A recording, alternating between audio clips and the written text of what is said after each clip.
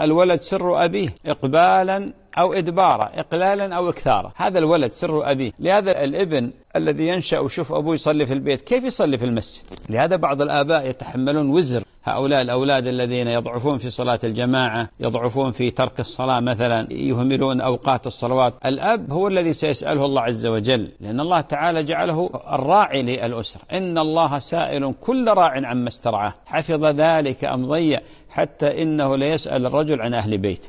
أقول لزوجك يا أختي ماذا يقول لربه عز وجل وقد غذاه بالنعم؟ أمن في الأوطان، صحة في الأبدان، عيش رغيد ولله الحمد، وفرة مساجد، هذا من فضل الله. يركب السيارة إذا كان المسجد بعيد يصل المسجد في حدود 5 دقائق. أليست هذه نعمة؟